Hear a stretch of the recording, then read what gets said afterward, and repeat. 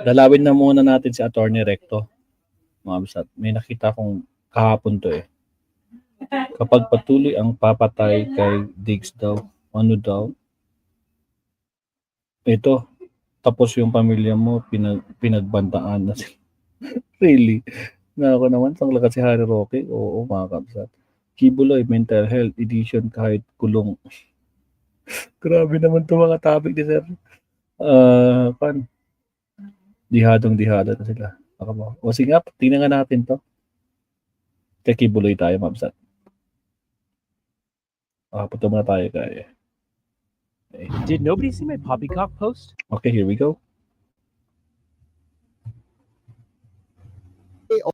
Yog, welcome muli sa ating segment na Komedya Politika at iba pa, Yung kung saan ang mga tiwali may atraso at piling Tiwali. banal ay binabanatan, tinutusta at minsan pinapatawa rin. Ako nga po pala si Diwata, ako yung diwata ng kanto na may kasing kinang ng star sa Sambales at kasing kinis ng Palmolive Shampoo Violet. Ngayon mga kabunyog, ang ating pinagpalang panauhin ay walang iba kundi ang self-proclaimed Son of God, ang master ng Palmolive Shampoo at Lindo Control, si Apolinario Quiboloy, aka Pastor Quibolok. Palakpakan naman kayo riyan. palakpakan nyo na. Pero wag masyadong malakas, baka magpa-earthquake siya ulit, di ba? Grabe Bakit nga ba naman. siya ang ating topic ngayong araw? Well, mga kabunyog, kung maaalala nyo, naging mainit ang issue kay alias Rene, isang dating testigo laban kay Quiboloy, na ngayon biglang nag-U-turn at bumanat naman kay Senadora Risa Hontiveros. Aba parang teleserye lang no? Bumaligtad na parang lumpiang hubad. Siyempre, tanong ng bayan, bakit ka bumaligtad, Rene? Kasi naman, mukhang may magic money na gumalaw sa likod ng senaryo. Ay, wow. At sino raw ang bida sa likod ng script? Well, hindi raw ako nagsabi ha. Pero alam nyo na. Alam naman natin ang estilo ni Pastor. Kung hindi ka papabor, may lindol Shout ka. out, Jenny Kung Ramos. sumang-ayon ka, Okay na. anak ka ng Diyos agad. Abante At sa na. gitna ng lahat ng ito, wag nating kalimutan ang greatest hits ni Quibolok. Yung pag-ako niya bilang anak ng Diyos. Ang Aray. kakayahan daw niyang pahintuin ang bagyo. At ang pagiging tagapagligtas daw ng mundo. Gamit ang Violet Shampoo at 1 toneladang ego. Kaya mga kabunyo, Sa mga nagtataka, ano yung violet shampoo na yan? Yan yung Palmolive na gustong-gusto ni Kibuloy kapag yung mga Palmolive girls pumupunta sa kanya, kailangan pag naligo sila, Palmolive na violet ang gamit daw nila. Di umano, ito yung ito yung gustong-gusto daw ni Pastor noong hindi pa siya nakakulong. Pero dahil nakakulong na siya ngayon, naku po, rehas ang hinahawakan niya. Paktay. halina't balikan natin ang mga legendary, out of this world at ibang klaseng confidence level ni Pastor Quiboloy. Lights, camera, kalokohan, roll VTR. Noong lumindol ng 6.6, nandun ako kapon, nandun ako sa kwarto ko. Sabi ko, Lindol, stop! Stop! Tapos, pangalawa, yung mga 11 siguro. Bakit hindi mo napastop si General Torre? Ha? Bubutasin na yung bunker eh. Bigla ka lumabas. Suko na, para ganun ba? Agoy, nako naman, Pastor. Yun. Nandyan si Ingrid, nandyan sino yung kasama ko, nagsusulat ako, lumindol. Sabi ko na, stop! Di yung stop din. Pasalamat kayo sa akin. Saan ka pa? Pasalamat kayo sa akin. Kasi kung di ko pinay-stop yun, marami kayong magigiba dyan, mga mamamatay kayo. Kaya pasalamat kayo at akong nagpa-stop ng lindol. Nagastama to. Pagka ikaw, Colonel Yes, ka, Mateo, shout kahit out. nasa lupa pa, nasa Davao pa ang karya ng langit, hindi ka makakapasok. Lalo na sa ikatlong langit. Dito nga sa Davao, hindi ka makapasok. Pinunta na nga ditong langit eh. Hindi pa ninyo kayang pasukin. Ako ang hari ng langit dito sa lupa. Kaya mo akong sundin? Pag di mo ako kayang sundin na taong nagmanifest dito sa iyo, paano kang papasok sa ikatlong langit? Huwag mo hanapin ang ikatlong langit kung hindi mo mahanap dito. Na pinadala na nga niya dito sa Davao eh. Pwede mo nang puntahan, pwede ka nang magtanong, pwede mo nang sundin. Maliwanag na ipinapaliwanag ko kung paano kang makapasok. Hindi pa nga nyo mapasok-pasok tapos ikatlong langit ng pangarap nyo. Walang pangatlong langit sa inyo. Akin lang yon. Wala kami pakialam! Pero bago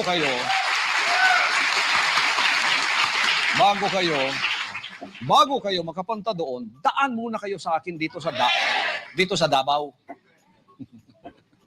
Dito sa New Jerusalem ko dito. Hindi niya nga napastop. Bago kayo makapunta sa ikatlong langit. Dito nga sa langit sa lupa, hindi kayo makapasok. Ang daling pasukin. Nakapasok naman ako sa Prayer Mountain. Hindi yon. Real estate lang yun. Example lang yun ng new creation. Ako ang bagong langit.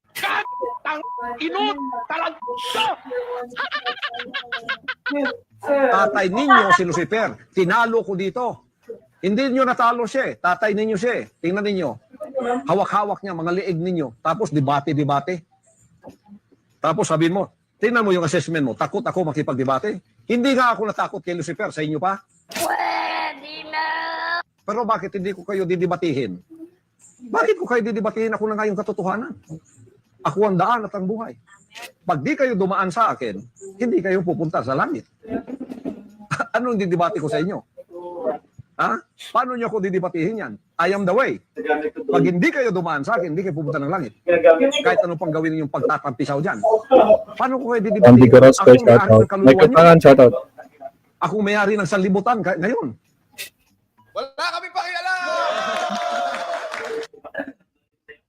Caltex with Techron. Narangan Keep your engine tayo. clean. Drive further with Caltex with Techron. Magdidebate ako sa inyong mga hunghang kayo. Sino kayo? Kayo ang sumuko sa akin sapagkat panalo na ako sa tatay ninyo, si Lucifer, na siyang may-ari ng mga kaluluwa ninyo. Kaya, pumunta kayo sa akin, sumuko, sumurende, at magsisi na kayo at iwan ang serpensin nyo at sundin ninyo ang lahat ng sinasabi ko sa pamamagitan ng mga salita ng aking ama. Kung hindi, may kalalagyan kayo. Igagatong ko rin kayo sa kalan ng impyerno. Naniwala ka ba? Maniniwala yung tao sa'yo? Yung kisa video na yon? Namang loko ka lang? Depende po sir yan sa taong nakikinig sir. Ang akin po, You are lying! come again sir? You are lying! Si opinion yan sir, sa akin po naman yung totoo lang. Naloloko ako.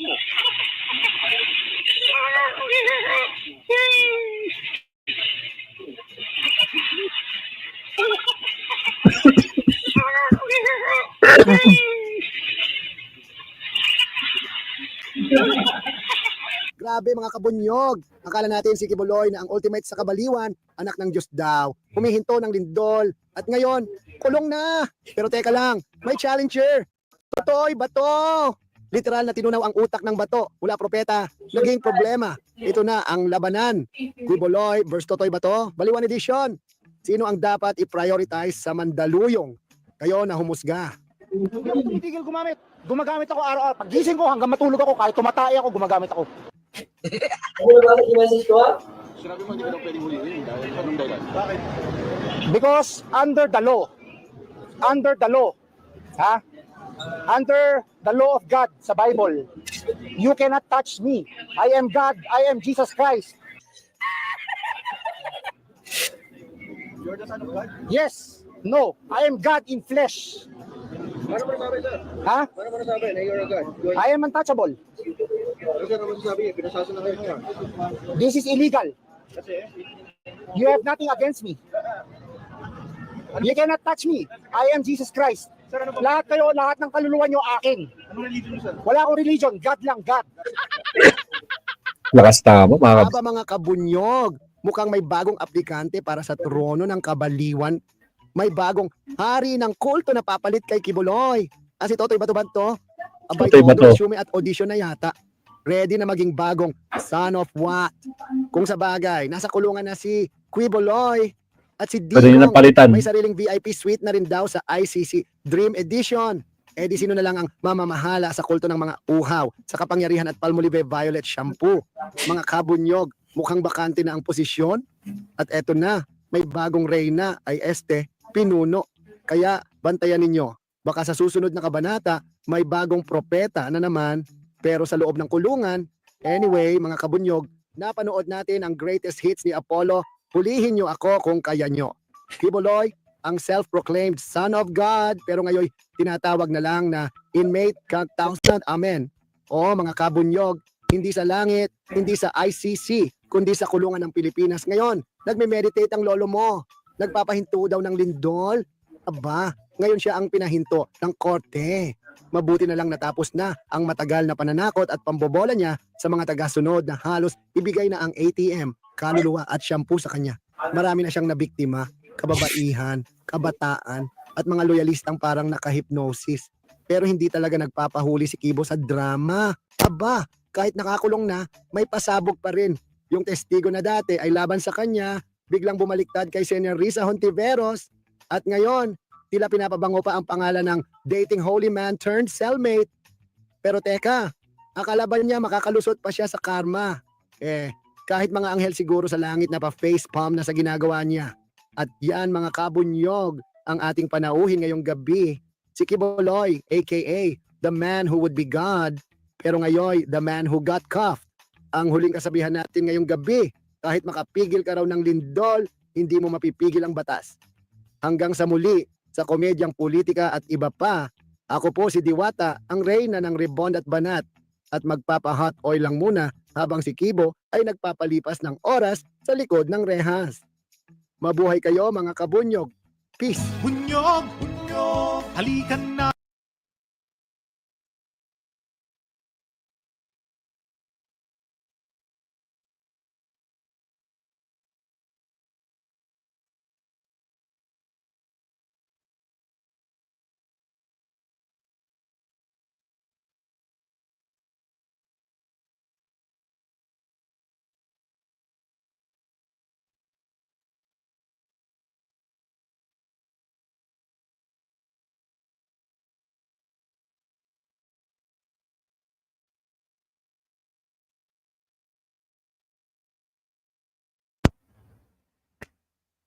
Sorry, wala akong sounds. Sorry naman. Ano ba yan? Nakalimutan ko. Sorry.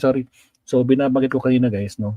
Binasa ko lang yung mga message nyo. Yan, binasa-basa ko lang. Tapos, natatawa na dyan si Yuki, syempre. Si Sarah Kawatan lang. Number 46, naman di pa nagla-like dyan. Like and subscribe tayo, mga absat, no? Sorry, na wala yung sound natin. So, maraming salamat. Attorney Enzo. Ngayon, puntahan natin si General Torre. May update